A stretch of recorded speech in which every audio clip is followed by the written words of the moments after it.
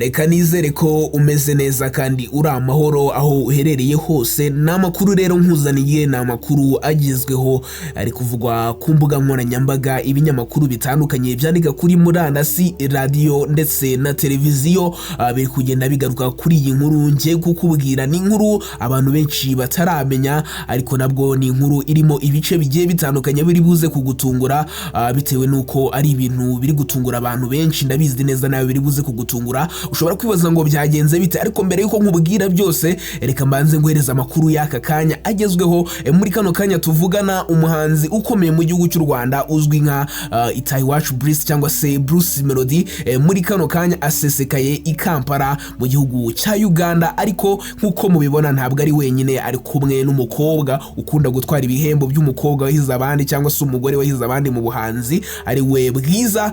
Murabizi neza rero Akakanya bagiye muri Uganda. Mbere yuko nkubwira rero ibyo bagiyemo cyangwa se ngo mze kubitindaho kandi ngufitiye izindi nkuru zishyushye, reka manze nkubwira izo nkuru maze mukanya nshobora kuza nkabikubwiraho gatoya uburyo bigiye kugera muri Uganda. Ariko manze nkubwire izi nkuru kubera ko zo zirashyushye cyane kurusha izindi uri kubona nyine hano ku mbuga nkoranyambaga. Byagenze bite rero? Ubundi murabizi ko umuhanzi bita Bruce Melodie mu mbisi yashize yasohoye indirimbo ari kumwe na Diamond Platinum yitwa Pom Pom.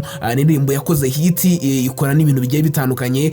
Bivuze ko muri kano kanya Bruce Melodie ahagaze neza ugeneje n'uburyo yari yakoze muri The New Year Groove igitaramo cya The Ben, uburyo yari yaperforminzemo nabyo byari ibintu byiza, ni ibintu byashimishije abantu benshi bavuga bati Bruce Melodie ari gukora cyane. Muri make navuga ko muri kano kanya Bruce Melodie ari umuhanzi ugezweho, ariko ibintu bibaye muri kano kanya ndagira ngo tubihuze no kuba agezweho, maze duhuze nibyo ngiye kukubwira kuri The Ben, maze uzumbwire ese ni iki cyukuri, ese turemera iki tureka iki, ese bundi wowe urabibona ute, ubundi byagenze bite?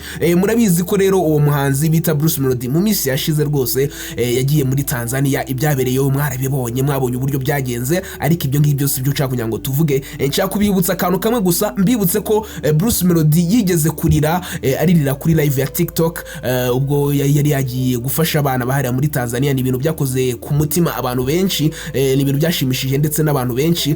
Hanyuma icyo gihe rero kuba yaragiye kuri TikTok, muri iyo minsi yari yiharaje gukoresha TikTok ndetse no muri iyi minsi ari kuyikoresha cyane. Hanyuma rero imbuga nkoranyambaga zose zamaze kumwiha ibyamamare bikomeye nk'aba Junior Giti n'abandi benshi bari kugenda bavuga nkaho bamushyigikiye cyangwa se bari ku ruhande rwe kubera kugenda asaba gift n'ibiki byinshi, ariko muri make bari kumunyega, ntago bari kumwishimira ngo bitewe nuko nyine ngari kujya kuri TikTok ngasaba gift nk'abantu babakene, ngo ni ibintu bidasobanutse. Ariko ibyo ngibyo si byo nshaka kugira ngo nkubwire, ahubwo ndagira ngo nkubwire amakuru yandi ngira ngo nayo duhuze ajyanye na TikTok. Abantu benshi bari kuvuga bati The Ben wagira gutya wowe ukajya kuri TikTok nawe ugasaba amafaranga, ko hari ahantu ushobora gukora miliyoni nyinshi, ugakora miliyoni 2, ugakorera amafaranga menshi kandi mu ijoro rimwe. Ariko si ibyo ngira ngo nkubwire, ahubwo ndagira ngo nkubwire aho inkuru yacu nyamukuriri nibwo tugiye kwigeraho.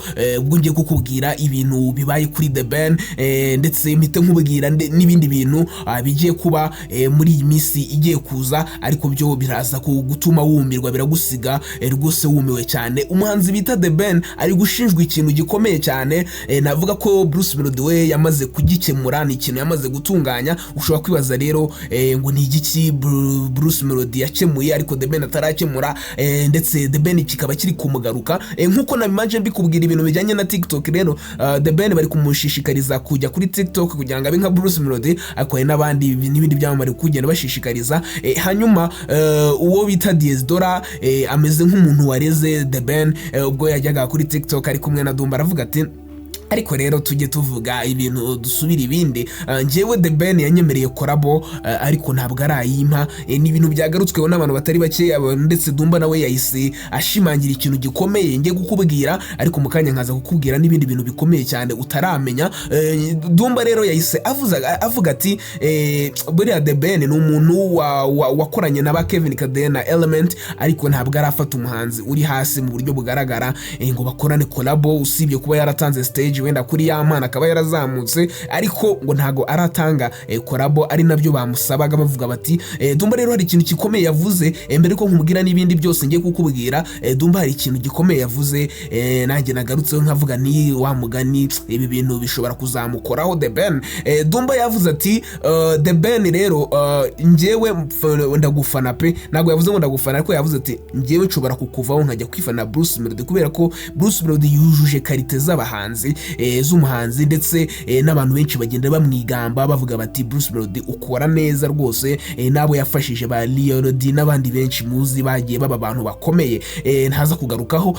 Hanyuma rero reka tugere bundi ku nkuru nyamukuru, nyaboneka hano niho tugiye kumvira ukuri kwinshi abantu batazi, ndetse nimeze nkaho ngiye guhishura ibintu abantu benshi batari batekereje ndetse batari banabonye. Ni ibintu rero bitangaje ndetse byakomeje gutungura abatari bake, bitewe nuko ari ikintu gikomeye cyane.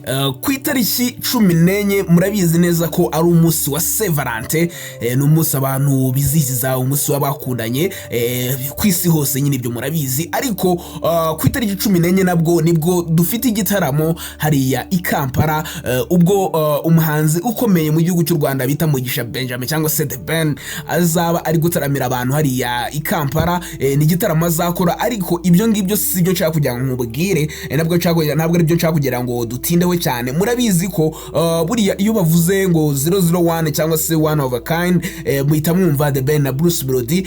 Byatangiye muri uyu mwaka ubwo twabonaga bagiye muri The New Year Groove, batangira kuvuga ibintu byo kuvuga ngo 001 one of a kind, cyagiye bakora press conference bavuga kuri icyo gitaramo bari bagiye gukora ku itariki ya mbere z'ukwa mbere uyu mwaka.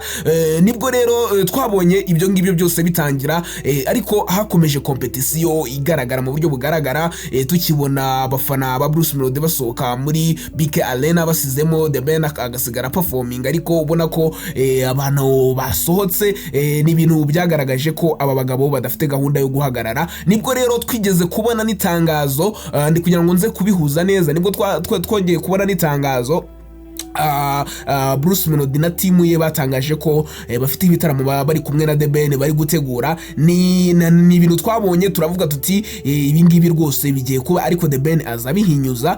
Nyuma yabyo nibwo twaje kubona collaboration kuri Instagram igaragaza The Ben na Bruce Melodie bafatanya akaboko, ba collaboratinze post yuko igitaramo kiri official muri Sama, bivuze ko ibyo bitaramo bizenguruka igihugu bizaba. Ubwo aho ngaho usinda kubwira n'ibindi bintu.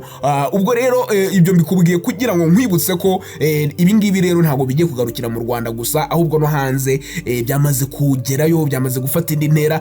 Ababizi neza barabizi neza ko The Ben mu gihugu cya Uganda ni iwabo, ni ahantu afite abafana benshi hafi kurusha nabo afite mu gihugu cy'u Rwanda. Rero murabizi ko nabwo The Ben yigeze nako Diamond Platnumz yigeze kwifashisha The Ben kugira ngo Diamond nawe ashaka abafana bo muri Uganda. Icyo gihe murabyibuka ubwo Diamond yazanaga helicopter bari mu ndege, ubona ko ari ibintu bimeze neza. Ariko kuri iyi nshuro Bruce Melodie nawe yavuze ati nakoranye indirimbo na Ishiba Karungi, nyikorana na Eddie Kenzo, nyikorana n'abandi bagiye batandukanye bakomeye bahara muri Uganda, ariko abagande banze kunkunda. Niyo mpamvu rero nabwo yise afata undi mwanzuro ukomeye kandi mwiza cyane wo gukorana indirimbo n'umuhanzi ugezweho muri Uganda bita Joshua Baraka. Rero kuri iyi nshuro nabwo Bruce Melodie aravuze ati why not, ntakomeza kugerageza muri Uganda, nkakora yo media tour yo kwamamaza indirimbo bita Pom Pom, ariko nabwo nkaza gukora n'igitaramo ku itariki 15. Ibi bishatse kuvuga iki rero?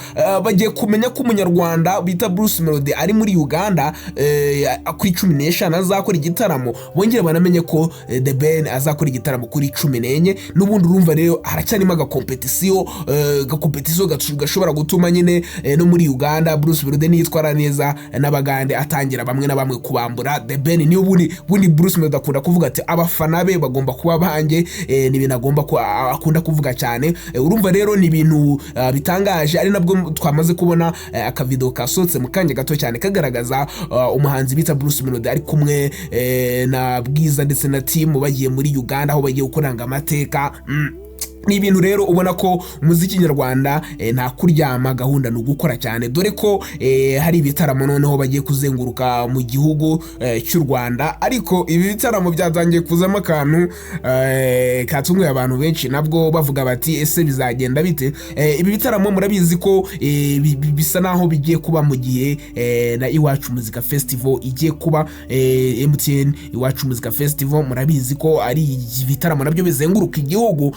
Rero nibiba na The Ben na Bruce Melodie bakora ibitaramo ngo ntago bazi ukuntu ibintu bizagera, dore ko ibi ngibi byo bya Iwacu na Muzika biba ari ubuntu kubyinjiramo, ariko ba The Ben bagomba kuzishyuza ndetse na Bruce Melodie, birumvikana cyane. Ariko se bizashyura iki? Reka dutegereze turebe ukuntu ibintu bizagenda, ariko ndagira nkubwire ko umuziki nyarwanda uraryoshye, ugeze ahantu uryoshye, nubwo rimwe na rimwe hakunda kuzamo utuntu nyine tutari twiza, ariko umunsi umwe natwe tuzicara tuvuge tuti umuziki nyarwanda wageze ku rwego rwiza, dore ko Bruce Melodie nawe ari mu bantu bakomeza gushyiramo imbaraga kugira ngo umuziki ugera aho ugomba kuba uri, ndetse no gufasha urubyiruko bigiye bitandukanye, dore ko n'ejo bundi yasabye monetization. Ni ibintu byari byiza byashimishije buri muntu wese ukoresha imbuga nkoranyambaga, kubera ko ni ikintu abantu benshi bahoraga bavuga.